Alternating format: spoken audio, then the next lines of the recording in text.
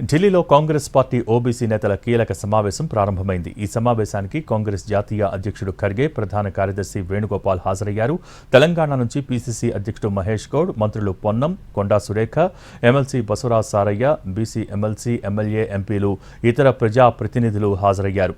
రాహుల్ గాంధీ ఒత్తిడి తెచ్చినందువల్లే దేశవ్యాప్తంగా కులగణన చేపట్టాలని కేంద్రం నిర్ణయం తీసుకుందని ఓబీసీ నేతలు అభిప్రాయపడుతున్నారు. దీంతో కులగణనపై గళమెత్తిన రాహుల్ గాంధీకి ధన్యవాదాలు తెలుపనున్నారు. అంతేకాకుండా కులగణన నిర్వహణ తర్వాత ప్రభుత్వం చేపట్టాల్సిన కార్యాచరణపైన ఈ సమావేశంలో చర్చించనున్నారు.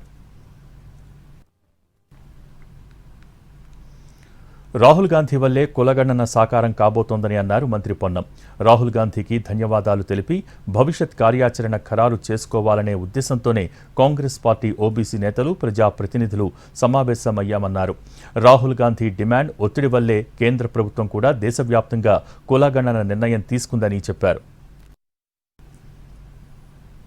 రాహుల్ గాంధీ గారి నినాదాన్ని కేంద్ర ప్రభుత్వం కూడా దేశవ్యాప్తంగా కుల సర్వే నిర్వహించాలి, జనగణన రూపంలో కుల సర్వేను కూడా ఇంక్లూడ్ చేయాలని నిర్ణయం తీసుకున్నదాన్ని స్వాగతిస్తూ రాహుల్ గాంధీ గారికి ధన్యవాదాలు. ఈ నినాదానికి సంబంధించిన రాహుల్ గాంధీ గారి నినాదంతో ఈ కార్యక్రమం జరుగుతోంది కాబట్టి దేశవ్యాప్తంగా ఇందుకు సంబంధించినటువంటి భవిష్యత్ కార్యక్రమంలో కాంగ్రెస్ పార్టీ క్రియాశీలకంగా బలహీన వర్గాలకు సంబంధించి ఉండాలి.